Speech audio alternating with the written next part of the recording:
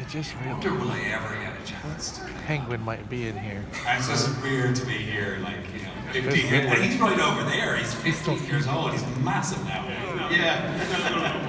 And honestly, would prefer to be here at a panel with Kevin Conroy, probably. So. 10 films in, how has the role and the fan acceptance of you evolved over the years? The fan acceptance does change because you get people who grow up watching those movies. So that's been amazing because suddenly you get people on social media saying you're my Batman, and I thought that would never happen because I wasn't anyone's Batman. It took me several movies to become anyone's Batman. So that's been kind of amazing. But I think the role evolved to this point. Well, I'll put it this way. I'll cut to the chase. I think what was most challenging about this movie in particular was, and we had this problem in the voice booth where, Batman is Batman when he's got the cowl on, and Bruce is Bruce when he's kind of, going about the manor or he's wearing his tux. But in this movie, we had a problem where Batman was often Bruce when he was wearing the cowl, and Bruce was sometimes doing Batman stuff in a tux, and so the lines sort of became blurred, and so for the first time, it never really became that kind of like distinct Batman Bruce Wayne. And I think it's fair to say that in this movie, more than the other 9, let's say. This is probably the most emotional journey Batman has been on, and Batman is sort of anti-emotion. He works really hard to push that emotion down. In fact, he puts his work before his feelings. It's probably why he's so good at his work. And so, to be able to sort of play with that, the nuance of that, and earn it, after the other movies we made, I don't know, it was just really rewarding. That's it. That's enough. All right, I'm a little overwhelmed there. It's like, there's a lot of people. I'm going to turn this over to you guys. I think you probably have some questions I'd ask, but you would be better suited to ask because 4 of you will walk away with the best question, getting an autographed poster signed by everybody on the stage. Which is always fun to take back on the train. Rules of asking a question. Number 1, state your name. Number 2, get right to the question. Don't dawdle with comments or compliments. We know you love the movie. We know you appreciate the cast. Be respectful. That nobody's going to give you a kiss. And don't take time away from anybody else. Ready, set, go. Hi, my name is Brandon. And my question is, with this movie being based off of some of the brilliant work of Jim Lee, when it came to the animating process and bringing this comic to life, I know you had talked about some of the positives earlier, but what challenges did you face in transferring Jim's art style into animation?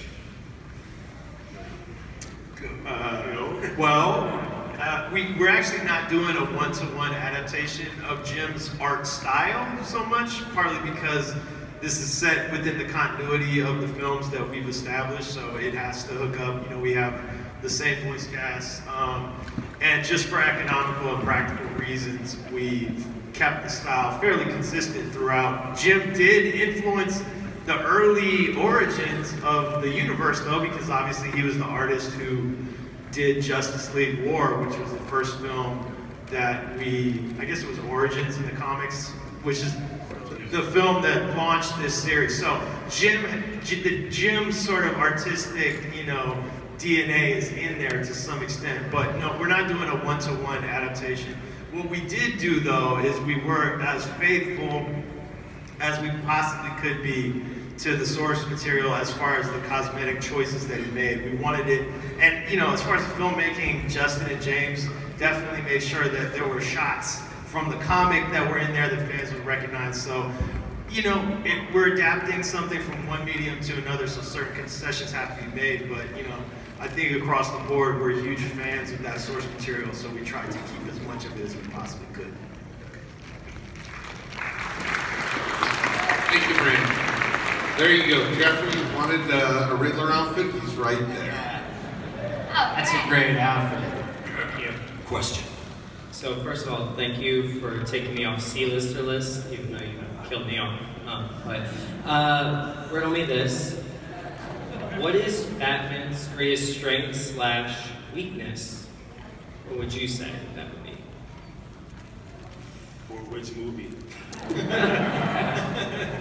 Fair. I think it would depend. It depends on, like for this movie, I think that one of the things that we want to play with, I certainly want to play with within the boards, is that blurry line between Batman and Bruce. And for this movie, there's another person in his life, which is Selina. So in this movie, I think it becomes sort of a weakness. How does he navigate that relationship and navigate the relationship with all the people around him? And in the film, Hush kind of tries to exploit that as a weakness. I would say his greatest weakness is that he doesn't kill anybody. It's his greatest strength, too. His code. Yeah, that's right. Thank you, Rick. All right, prepare for a quantum physics question. Say it. Hi, I'm Sapphire. I tried to keep it a little more specific this year. So why did Hush, even though he clearly had the materials to get a projectile to do so, shoot the wire and not Batman if his ultimate goal was for Bruce Wayne to die? Because the movie's 75 minutes.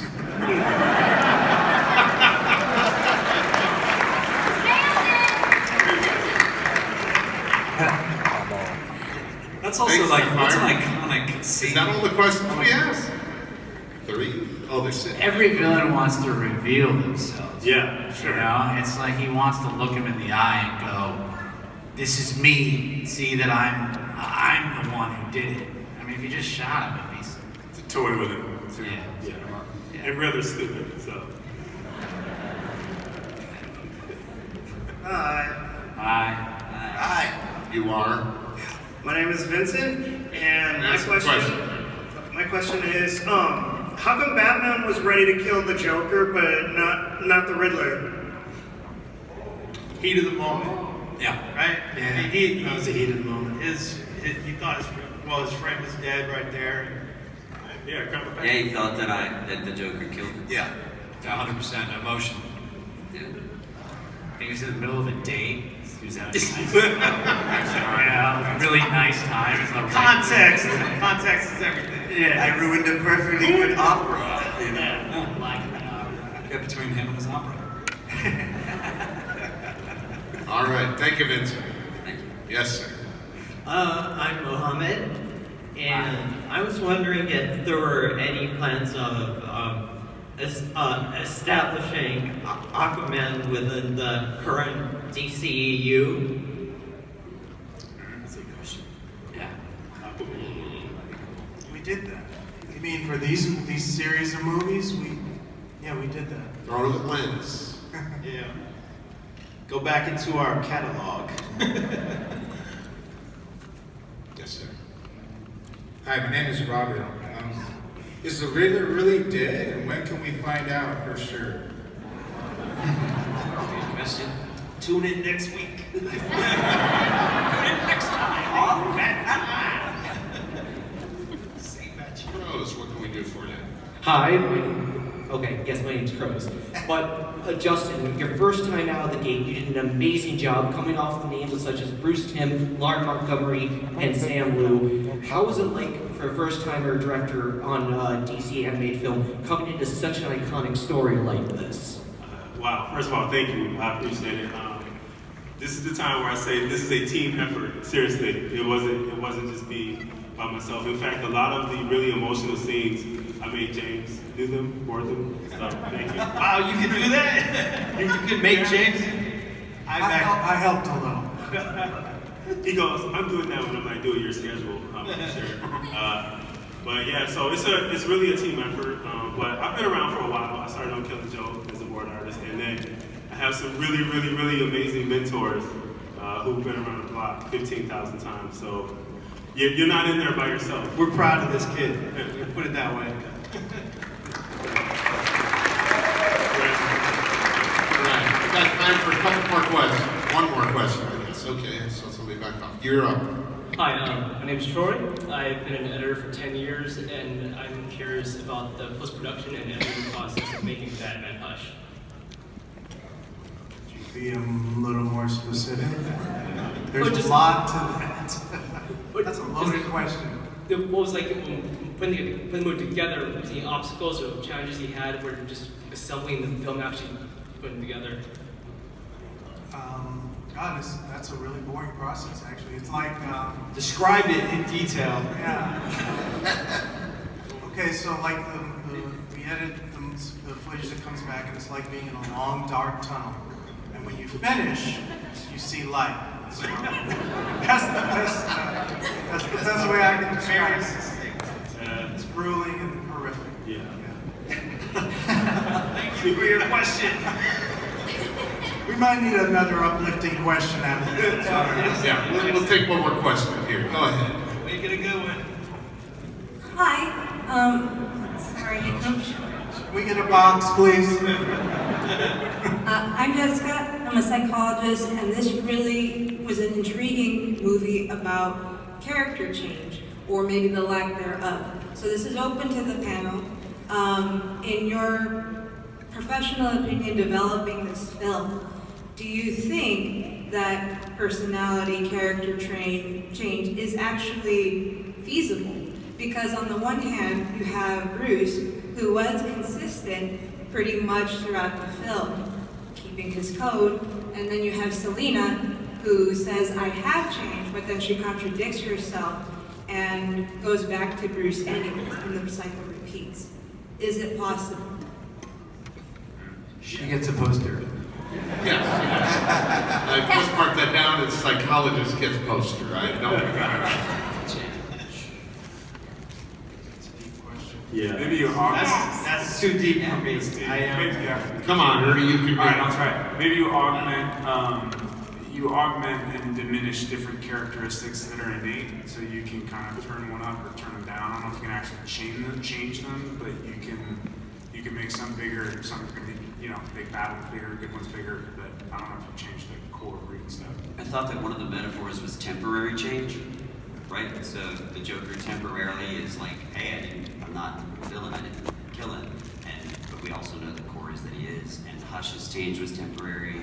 Riddler out of the Lazarus pit. There was a lot of temporary change from people wanting to or not wanting to. It seemed like Selena was getting better. It seemed like she was going to move away from her impulses to just kill. I mean, who knows? Well, it's kind of they have an effect on each other. Bruce and Batman pulls back the worst aspects of Selena and Catwoman, and she brings out some aspects of him who is very rigid with this code. Unfortunately, they both have the kind of the worst timing in the world, because he left her because he, when they were 25 or so, because he found out she was a criminal and damaged in some way. And then she found out 25 years later, same thing. So just kind of like two ships passing in the night, tragically.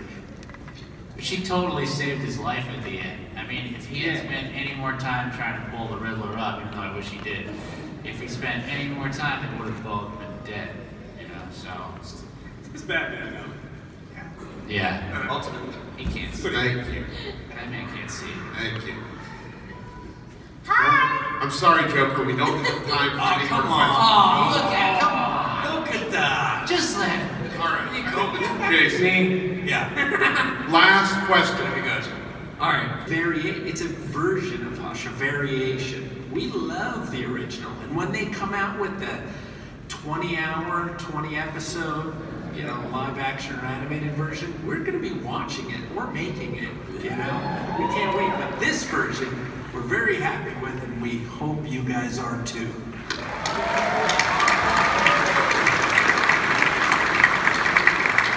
All right. Anybody that wants to know what we're going to put out next year? All right. So next year we will be in 2020. We'll We've been making these for 14 years already. And our first film out of the gate is, you're familiar with the book, I think, from 2003, Superman Red Sun.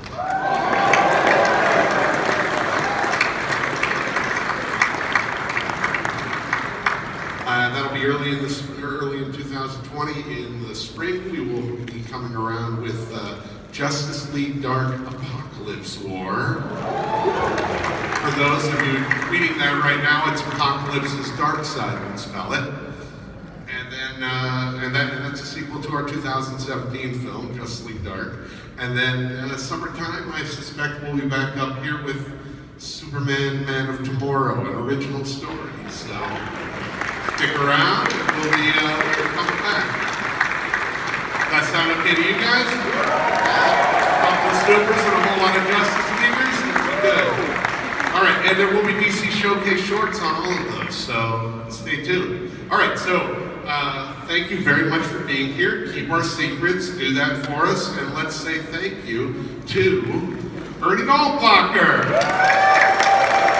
Bill Barassa, Justin Copeland, David Tucker, Lyndon Wall, Jason Spizak, Bruce Common, Boris Sterling, Jeffrey Aaron, John Barr, Jason O'Mara. Give yourselves the hand. Thanks for being here. We'll see you again next year. Oh, we're showing it again in a couple minutes if you want to stick around. So encore screening or run home and buy it on digital. Go. Thank you.